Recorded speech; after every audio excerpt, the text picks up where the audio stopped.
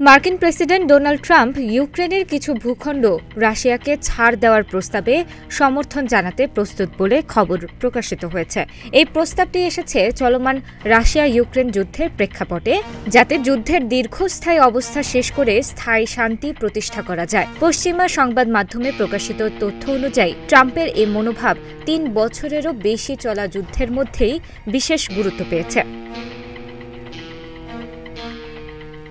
এর আগে মার্কিন সংবাদ মাধ্যম নিউ ইয়র্ক টাইমস গত শনিবার জানিয়েছে, ইউরোপীয় নেতাদের সঙ্গে সাম্প্রতিক এক ফোন আলাপে ট্রাম্প বলেছেন, যদি ইউক্রেনের প্রেসিডেন্ট ভলোদিমির জেলেনস্কি ডনবাস অঞ্চল ছেড়ে দিতে রাজি হন, তবে একটি সমঝোতায় পৌঁছানো সম্ভব হতে পারে। কারণ জানা যায়, আলাস্কায় বৈঠকের সময় ভ্লাদিমির পুতিন শর্ত দেন, যুদ্ধ শেষ করতে হলে ইউক্রেনকে ডনবাস থেকে সরে যেতে হবে। একই সঙ্গে তিনি ট্রাম্পকে প্রস্তাব দেন, ফ্রন্টলাইনের বাকি অংশে যুদ্ধবিরতি টানা হবে। যদিও ৩ বছরের বেশি যুদ্ধ চললেও রুশ বাহিনী পুরো অঞ্চল দখল করতে পারেননি।